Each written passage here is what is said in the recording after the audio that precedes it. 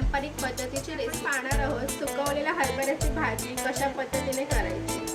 भाजी बनवण्यासाठी आपल्याला कोणकोणते साहित्य लागणार आहे ते पाहूया। सर्वात आधी घेतले आहे 1 वाटी भरून ही सुकवलेली हरभऱ्याची भाजी आहे। 1 वाटी घेतलेली आहे।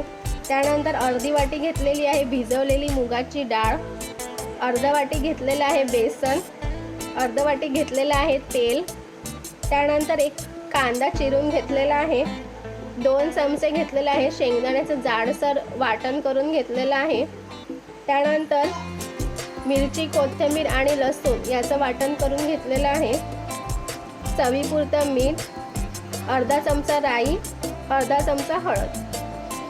आता साहित्य आपण पाहून घेतलेले आहे। भाजी बनवण्याची कृती आता आपण पाहूया। तर आता भाजी बनवण्याची कृती आपण पाहूया। मी गॅस ऑन करून कढई ठेवलेली आहे तापत। आता कढई तापलेली आहे, यामध्ये आपण घालूया तेल। तेल तापलं आहे, यात आता आपण घालूया अर्धा चमचा राई। तर आता राई तडतडली आहे, यामध्ये आपण आता घालूया कांदा।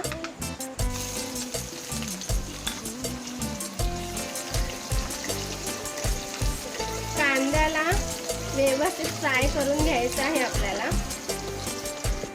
आता पाहू शकता तुम्ही कांदा व्यवस्थित फ्राय झालेला आहे। आता त्यात आपण घालूया मिरचीचं वाटण। हे आपल्याला छान फ्राय करून घ्यायचं आहे। आता हे व्यवस्थित फ्राय झालेलं आहे, यामध्ये आता आपण घालूया शेंगदाण्याचं कूट। हे मी जाडसर वाटून घेतलेलं आहे।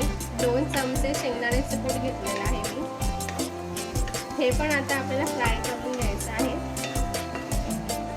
आता यात आपण घालूया मुगाची डाळ। ही डाळ आम्ही 15 मिनिटं भिजवून घेतलेली आहे। आता हे व्यवस्थित मिक्स करून घेऊया। आता यात घालायची आहे आपल्याला अर्धा चमचा हळद। मिक्स करूया नीट। आता यामध्ये आपल्याला घालायचं आहे 1 ग्लासभर पाणी।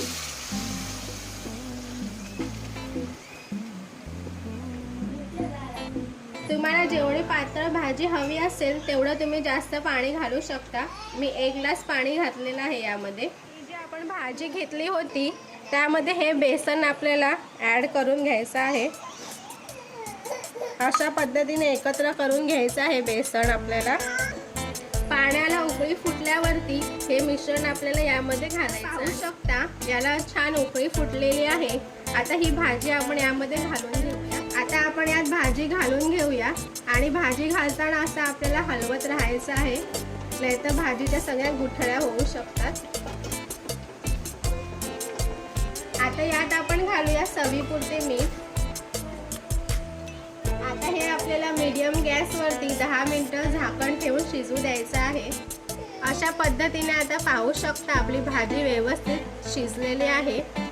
तर आता गॅस बंद करून आपण भाजी काढून घेऊया।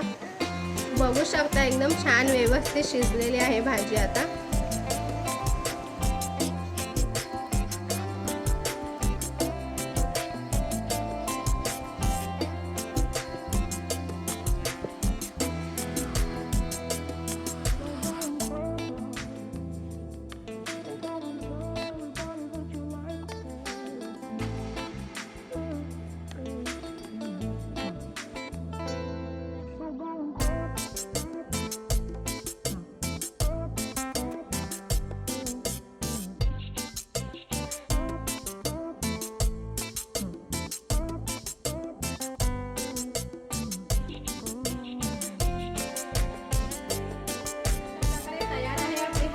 पातळ भाजी ही पारंपरिक